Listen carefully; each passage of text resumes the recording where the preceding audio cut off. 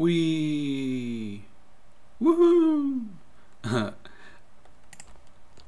that's a lot of fun. That is never going to get old. Alright, so why am I messing around with minecarts? Well, every city needs its own mass transit system, and this is no different. We need a minecart system for the city, because it's going to be eventually very big, and it'll be difficult to get around, so yep, gonna need a minecart system. And I've been messing around with the idea in my head today, and so far I've come up with this. We're going to have an inbound rail and an outbound rail. So say you start back here at spawn, and you ride the rails all the way down to this side, and if you're coming back the other way, you're going to ride these rails all the way back. And we're going to have different station stops along the way for various things. So for instance, one will be the Great Hall, and you're going to have one for the Bridge Khazad-dûm, one for the waterworks, all different types of stations. And what I'm thinking of doing is we're going to be able to, when you start with the minecart back here at the beginning, you're going to be able to choose your destination, and the system will take you directly to that station with no stops. So that's the plan, and that's going to be the challenge as well. So let me quickly explain how this works. You're going to start back here at the beginning, and you say, okay, I feel like going to station 1 today. So you're going to choose the station 1 lever, which doesn't do anything right now, just for demonstration. So you take that lever, and you get in the minecart. I'm just going to push it for demonstration. And it takes you all the way to station 1, now arriving. And then you get out of the minecart, so we're in the minecart, now we're getting out. And now what we do, it's going to force us to walk over a pressure plate, because it's a bit like a little hallway. And we're going to step on this pressure plate. It's going to send the minecart into the return system, which doesn't work right now. But as you can see, when I step on this pressure plate, it also not only powers the rails, but it also switches the track, like that. So, yep, that's more or less how it's going to work. And if you had chosen station 2, these rails would still be powered, and you would continue on your merry way. Now, how the hell are we going to accomplish that? Well, that's the rub, as they say. That's the difficult part. Now, each station is going to have its own station code. And what do I mean by station code? It'd be coded in binary. And now, if you look at this, this is a standard block register. On this side, we have power going through these repeaters. But notice only this repeater and that repeater are currently powered. So in binary, this reads 1010. Okay, what the hell does that all mean? Well, this station's code would be 1010. Now, remember when we flipped this lever back here, it said we want to go to station 1. What it's going to do is going to send a pulse all the way down the line through redstone wire, and it's going to be sent to every station.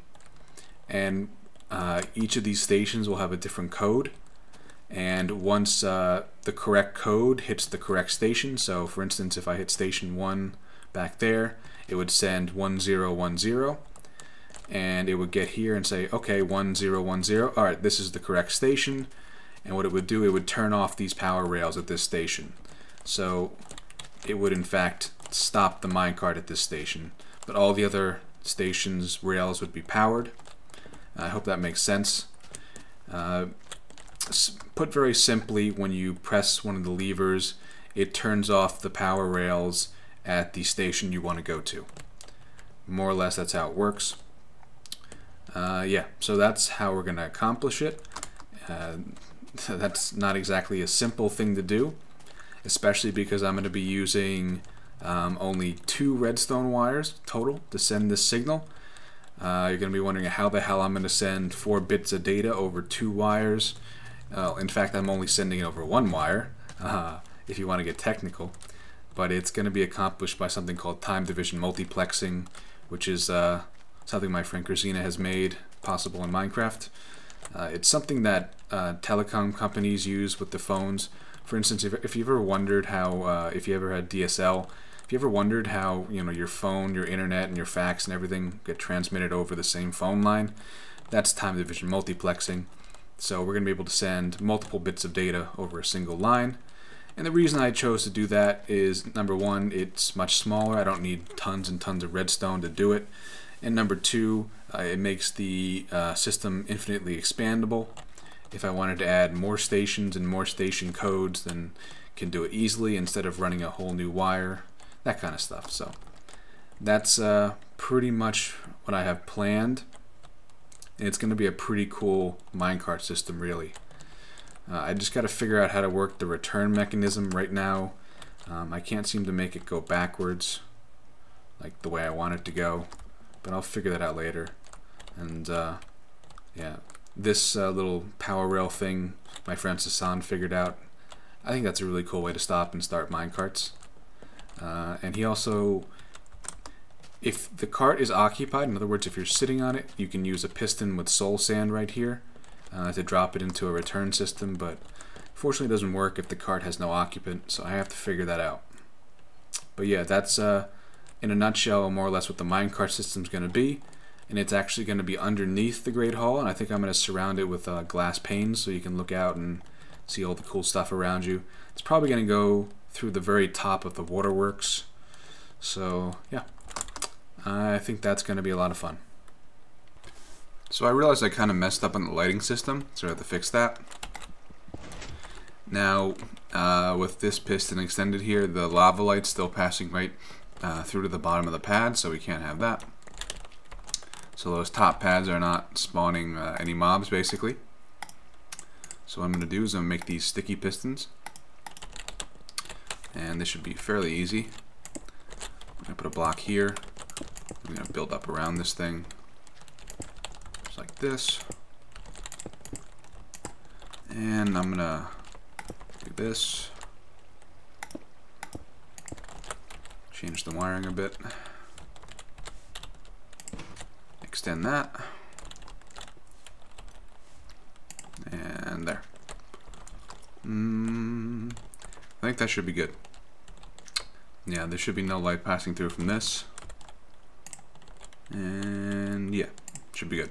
So I'm going to fix the rest of these pads like that. I'm going to fix the rest of these lights like that. And also what I want to do this episode, you might notice that there are no animals anywhere to be found. And that is because I've killed them off. And with the new passive mob spawning system, unfortunately when you kill off the animals they no longer respawn, because they seem to be persistent in the chunks now, meaning that they're on, if you put an animal somewhere it's going to be there permanently, more or less. So if you kill them, they're going to be permanently dead. So yeah, I'm going to have to go on a quest, a muddy quest, to find some animals and bring them back here so I can start breeding them. So I'm gonna go do that. This is so weird. Hey, no, pig. Pig, where do you think you're going? Hey, you listen to me. Hey, bro. What is your problem? This pig is not cooperating. Pig is not cooperating. Okay, come on. No! Little bastard. You know how long I've been trying to get you to follow me? What is this guy's problem? Come on, follow me. There we go, finally. Yep, so I've been leading these mobs for like a good 10 minutes to get them back here. It's taken quite a while. But once I get them in the pens, we should be all good. So I got 2 sheep, 2 pigs, and a cow. I need to find another cow. I need to find chickens. You tend to lose a couple of them along the way. I think I started with like 3 pigs and 5 sheep. And I picked up a cow somewhere. Alright, come on guys. It's getting dark. You don't want to be caught out here in the dark.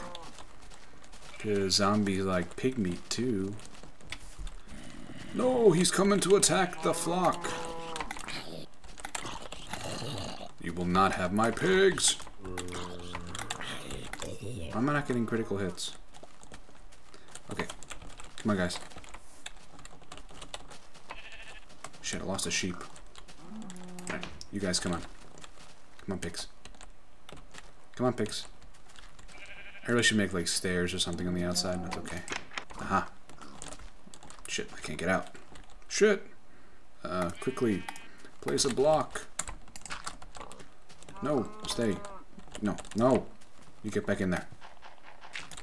Oh, you bastard. Alright, technical difficulties. Oh, he's so cute. I dyed him yellow. I shall give you a name. You shall be called... Sheep?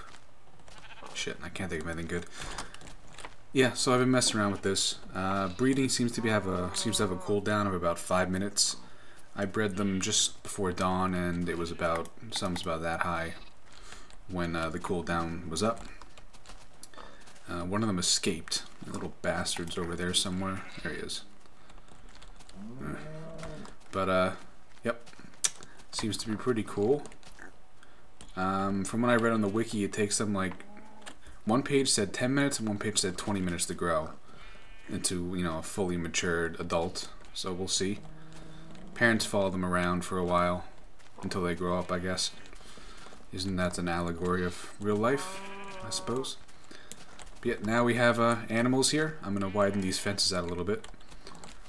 And be able to start picking up more food, some armor from cows, some wool. So that's good. And I'm going to work on some sort of more compact breeding system where I can just like put them all in like one little block and then spam weed on them and then spam kill them, something like that. So I'll work on that and I'll figure out what the hell I want to do. But for now we're going to work on the storage room. So I've been thinking about the lighting for the Great Hall, how we're going to do the floor lighting, and I've come up with something. Pretend this is a stone block right there. Now you're going to press the light switch, and it's going to swap it with glowstone. So that's lights on and lights off. Pretend that's the floor, so that's going to look pretty cool, I think. The problem is this is Minecraft Addict's block swapper. Problem is it doesn't work for floors, so I have to invent something that does. I'm not quite sure how to do it. I've been messing around with all sorts of different varieties of these things. This is one of my attempts that failed quite badly. But yeah, I'll try to figure it out. But when I was messing around with this, I accidentally made this. This is one of those interesting piston glitches that lets the block update detector work, if you've seen that from Etho. It doesn't make any sense at all, but hey, that's notching pistons for you. But yeah, that's how we're going to do the lighting for the Great Hall. I think that's a pretty cool way of doing it. Now this episode's a little bit redstone heavy. I think the rest of the episode I'm going to work on the elevator for the storage room, which is going to be really awesome. So I'm going to get ready and try to do that. Alright, so this is the elevator we're going to have in the storage room to take us up to the second floor. It's based off Seth Bling's fence gate elevator design, and basically how it works is you would get in by opening the gates like this, and then you'd stand right here and you press a button or something, and the elevator would start and take you up to the second floor. And the way that works, more or less, is, and I haven't watched any tutorials or anything on this, I'm just trying to build it on my own. I find that's the best way to learn stuff.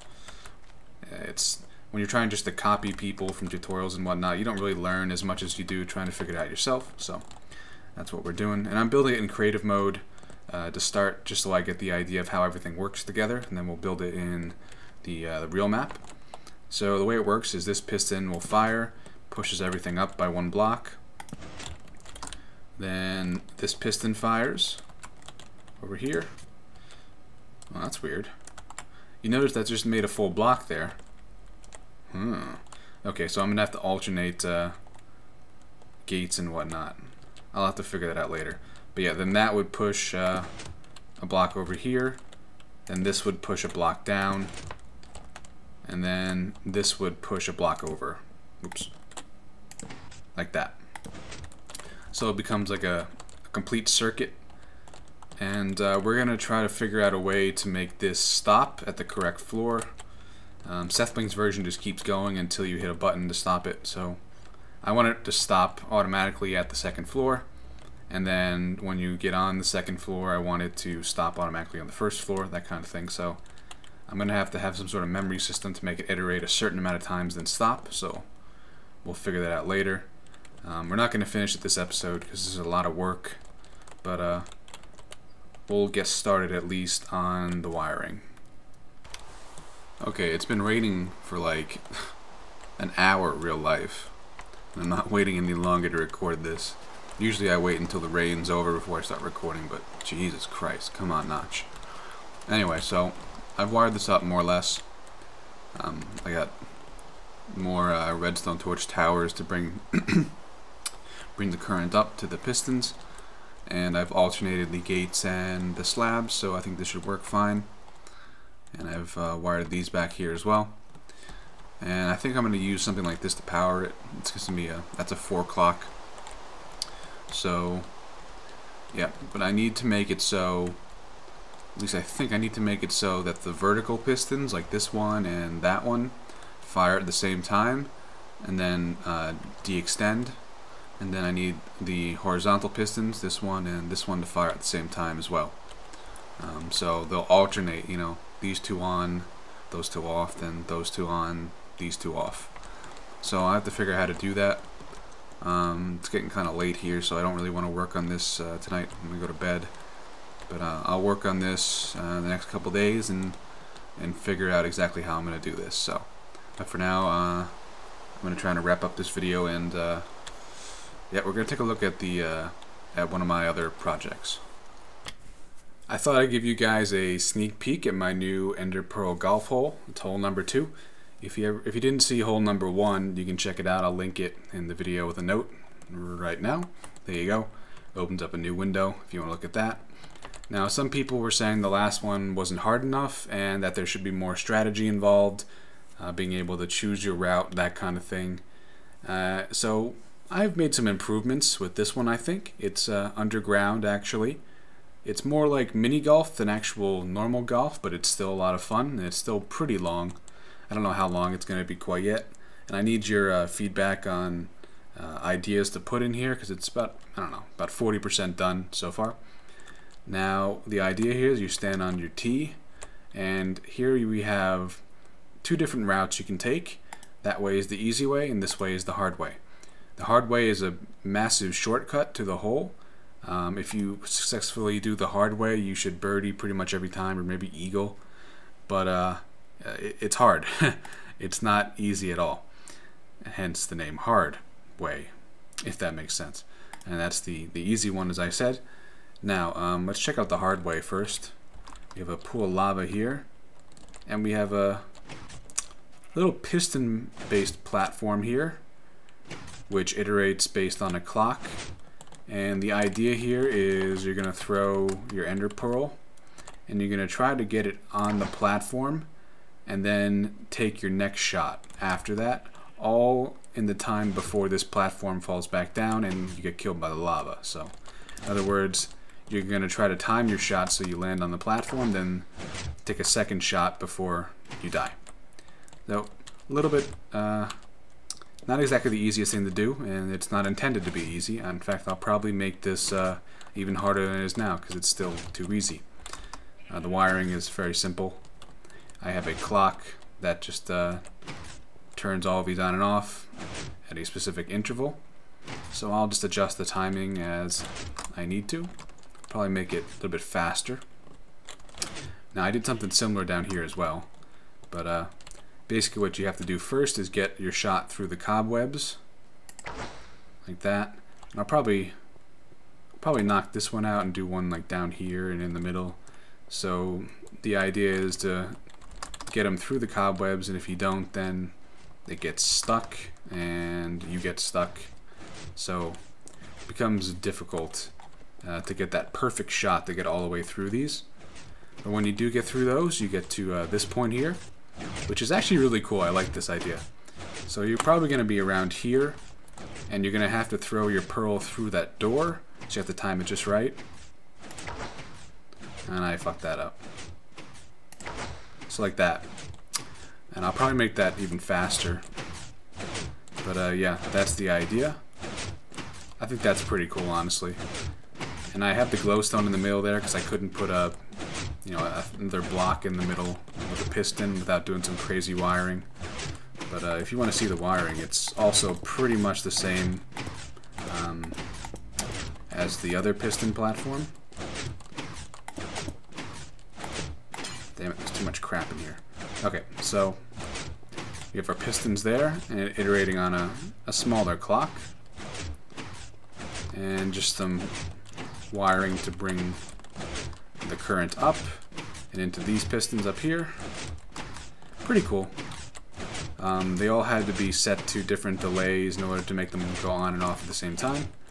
But the wiring itself is quite simple. Now the problem I'm running into though is every time I reload the map, the timing pulse gets stuck in this clock over here. In other words, it just stops working. So I don't know. I'm gonna have to have something to jump start the timing pulse every time someone loads the map. So I'll figure that out later. I think Krasina came up with a way to fix that. It's called a player sensor. That's what I'll probably use. Now, this is where I need you guys. Oh, I went the wrong way. I'm getting lost in my own golf course. Oh, and there's one more thing here. I'm hoping these guys will stay because they're considered passive mobs, so I think they're permanent on the chunks, so they won't despawn. And in here will be a mob spawner. So when you get to this point, you're gonna see a snowball fight between these guys and the hostile mobs over there. It's actually gonna be really funny, and you're gonna have to throw your pearl past the mobs. I just thought that'd be really funny, just to, you know, get past these obstacles and then see a bunch of snowmen fighting some mobs over here. So yeah, that's all I've come up with so far. I need your advice, and I need ideas basically on how to continue this course. I want maybe 1 or 2 more obstacles. Yeah, so that's about it. Alright, I think that's going to wrap up this episode. I think I'm going to spend all of tomorrow cleaning this up, fixing the floor, fixing the walls, and I'm going to try and finish knocking out the rest of the ceiling. You can see I have 3 or 4 blocks left to go. And yeah, I have to fill in all the holes to the surface, that kind of stuff. So yep, that's what I'm going to do. It's going to take a while, but it needs to be done. And once I finish this section, we're going to have pretty much a fully finished city in a microcosm, meaning like at least this part of the city will be done finally. And then I can start adding the rest of the columns, and we'll get an idea of how it's going to look. So that's what I'm going to do tomorrow. And until next time, I'll be working on the city and a bunch of other stuff. And if you guys have any ideas for the golf course, for the city, that kind of stuff, let me know. I'm also going to work on the lighting in here. Let's see, Neo Shaded, one of my subscribers, sent me a bunch of lighting ideas for this, so I'm going to try out a couple of them and see how I like it. But yep, so I will see you guys next time. Have fun. Get drunk, get laid, that kind of stuff. Probably should go outside because, you know, there's more to life than just Minecraft. Nah, who am I kidding? Alright, peace out, guys.